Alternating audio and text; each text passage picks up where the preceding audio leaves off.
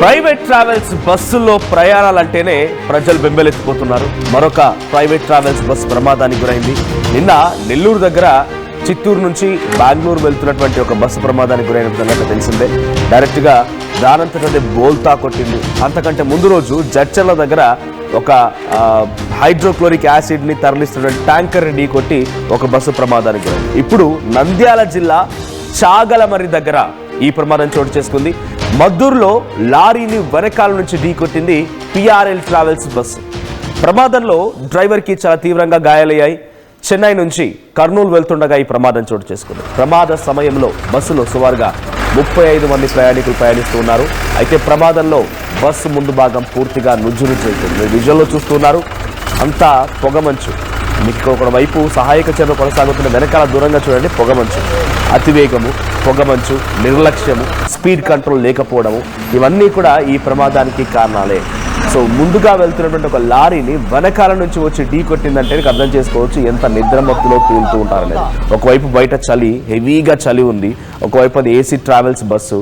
ఆ చలి, పొగమంచు, వేగము ఇవన్నీ కలగలిపి ఆ డ్రైవర్ కూడా కొంత నిర్లక్ష్యంగా ఉన్నట్టు కనబడుతోంది. వెనకాల నుంచి ఢీ కొట్టడం ఏంటి, కొంత స్పీడ్ కంట్రోల్ చేస్తూ వెళ్ళిపోయి అది వెళ్ళిన తర్వాత వెళ్తే బాగుండేది. ఇక్కడ పిఆర్ఎల్ ట్రావెల్స్ బస్ ఇక్కడ చూడండి, ఒకవైపు ఇక్కడ సహాయక చర్యలు కొనసాగుతూ ఉండగానే వెనకాల మీకు పొగమంచు కనిపిస్తూ ఉంది ఇదంతా కూడా. సో ఆ పొగమంచులో రాత్రి సమయాల్లో తెల్లవారుజామున నిద్రలో కూరుకుంటూ ఉంటాం, నిద్ర వస్తూ ఉంటుంది. చలి ఒకవైపు, పొగమంచు, తర్వాత డెస్టినేషన్ చేరుకోవాలన్నటువంటి ఒక టార్గెట్, ఇవన్నిటి క్రమంలో డ్రైవర్లు అత్యుత్సాహం ప్రదర్శించి అతివేగంగా వెళ్తూ ఉంటారు. ఇక్కడ అతివేగమే ప్రమాదానికి కారణమైంది. క్రేన్ల సహాయంతో ఆ బస్సుని కొంత అక్కడి నుంచి పక్కకి నెట్టే ప్రయత్నం చేస్తున్నారు. సో ముందు ఈ భాగం మొత్తం కూడా కంప్లీట్గా నుజ్జైపోయిన సిచ్యువేషన్ ఎటువంటి తీవ్ర స్థాయిలో అక్కడ నమోదైందో అర్థం చేసుకోవచ్చు. పిఆర్ఎల్ ట్రావెల్స్ బస్ ఇది. సో నంద్యాల జిల్లా దగ్గర ఈ ఘటన చోటు చేసుకుంది. నంద్యాల దగ్గర ఒక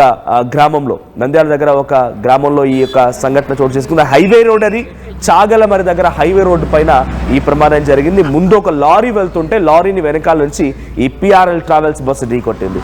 సో ఎగ్జాక్ట్గా ఇది చెన్నై నుంచి కర్నూలు వైపుగా వస్తుందట. ఇదిగో పిఆర్ఎల్ బస్. సో ఇది ఆ ట్రావెల్స్ పేరు. సో ఇది స్లీపర్ బస్ లా ఉంది.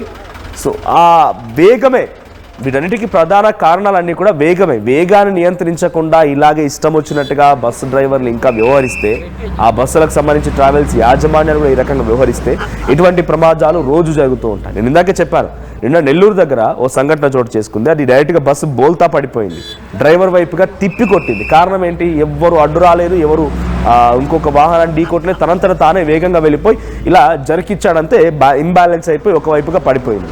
ఇక మొన్న జడ్చర్ల దగ్గర ముందుగా ఒక హైడ్రోక్లోరిక్ యాసిడ్కి సంబంధించి ఒక ట్యాంకర్ వెళ్తుంటే వెనకాల నుంచి వచ్చి ఆ బస్సు ఆ ట్యాంకర్ ఢీ కొట్టడంతో యాసిడ్ అంతా లీక్ అయిపోయి చిన్నగా మంటలు కూడా వచ్చాయి. ఇప్పుడు ఈ ప్రమాదంలో బస్సు డైరెక్ట్గా వెళ్ళిపోయి అటు లారీని ఢీ కొట్టింది. ఇదే ఆ లారీ విజువల్ మీకు ఆర్టీవీ స్క్రీన్ పై చూపిస్తున్నారు. సో ఆ లారీని ఢీ కొట్టడంతో బస్సు ముందు భాగం పూర్తిగా నుజ్జైపోయింది. మా ప్రతినిధి హుసేన్ సిద్ధంగా ఉన్నారు మరిన్ని అప్డేట్స్తో. హుసేన్, అప్డేట్స్ ఏంటి? నంద్యాల జిల్లా చాగలమరి దగ్గర జరిగినటువంటి ఈ సంఘటనకు సంబంధించి అసలు కారణం ఏంటి? వెనక నుంచి వచ్చి ఢీ కొట్టడం అంటే డెఫినెట్గా ప్రైవేట్ ట్రావెల్స్ బస్సు తప్పు కనిపిస్తోంది. సో కారణం ఏంటి? అతివేగమే కారణంగా ఉందా? పొగమంచు లాంటిది ఉన్న సమయంలో కనిపించలేదా? ఏం జరిగింది? ఎంతమంది ప్రయాణికులు ఉన్నారు ఆ సమయంలో? ఎవరికైనా గాయాలయ్యాయా? నంద్యాల జిల్లా చాగలమర్రి టోల్ ప్లాజా దాటిన తర్వాత తెల్లవారేటువంటి సమయంలో ఒకసారిగా రోడ్డు ప్రమాదం చోటు చేసుకుంది. వెనుక నుంచి వచ్చేటువంటి పిఆర్ఎల్ ట్రావెల్ బస్ ఏదైతే ఉందో లారీని ఓవర్టేక్ చేసేకపోయి ఒకసారిగా ఢీ కొట్టినటువంటి ఘటనలో మనం విజువల్స్ చూసినటువంటి పరిస్థితి చూస్తే రోడ్డు ప్రమాదానికి ఎంత తీవ్రంగా జరిగిందనేసి మనం పరిగణించాలి. ఎందుకంటే అది నేషనల్ హైవేకి సంబంధించినటువంటి హైవే. ఇది చెన్నై నుంచి కర్నూలుకు వస్తున్నటువంటి బస్సు ముందుగా లారీ హెవీ లోడ్ తో ముందు వెళ్తున్నటువంటి పరిస్థితి. అయితే దాన్ని ఎలాగైనా సరే ఓవర్టేక్ చేసి ముందుకు వెళ్లాలనేటువంటి నేపథ్యంలోనే పిఆర్ఎల్ బస్ ట్రావెల్స్ సంబంధించినటువంటి ప్రైవేట్ బస్సు డ్రైవర్ ఓవర్టేక్ చేసేటువంటి క్రమంలోనే ఒక్కసారిగా ఢీ కొట్టినట్టు మనకు తెలుస్తోంది.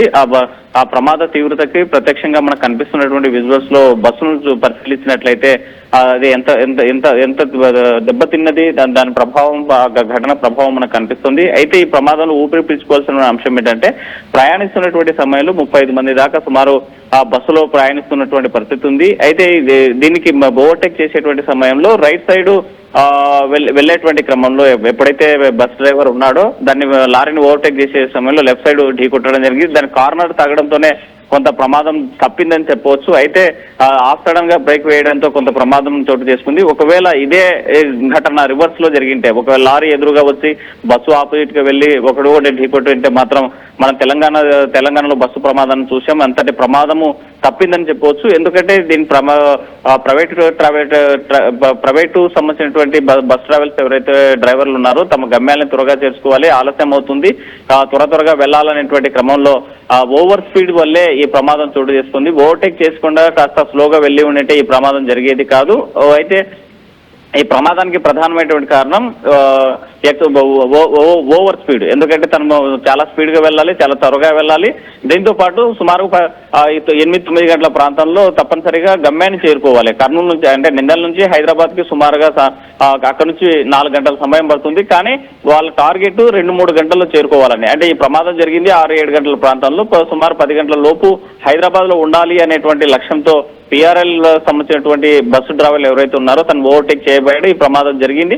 కానీ ప్రభుత్వం ఒకటే చెప్తుంది, రాష్ట్ర వ్యాప్తంగా కాదు మన దేశవ్యాప్తంగా కూడా ఇటీవల కాలంలో చాలా బస్సు ప్రమాదాలు చూస్తా ఉన్నాము. అగ్నికి ఆహుతైనటువంటి ప్రమాదాలు బస్సులను చూసాము. అందులో దగ్ధమైనటువంటి పరిస్థితి చూసాం. మృతదేహాలను కూడా చనిపోయి అంటే సుమారుగా మనం చూసాం. కర్నూలు సమీపంలో చిన్నటేకూరు దగ్గర 19 మంది సజీవ దహనమైనటువంటి ఘటనలు కూడా చూసాం. ఈ ఘటన తర్వాత వరుసగా రాష్ట్ర వ్యాప్తంగా కాదు దేశవ్యాప్తంగా కూడా చాలా ప్రాంతాల్లో ప్రైవేటు బస్సులే అత్యధికంగా ప్రమాదానికి గురవుతున్నాయి. ఒకవేళ ఎక్కడైనా గవర్నమెంట్ బస్సులు, ప్రభుత్వ బస్సులు ప్రమాదానికి గురి అయ్యాయంటే మాత్రం లోపల ప్రయాణికుల పరిస్థితి ఏంటి అంటే తెల్లవారుజామున వారంతా బహుశా నిద్రలో ఉండుంటారు, ఒకవైపు చలి, ప్రయాణిస్తూ ఉన్నారు, ఇంకా డెస్టినేషన్ రీచ్ అవ్వలేదు కదా అని ఒక ఏమరపాటుతో ఉండుంటారు.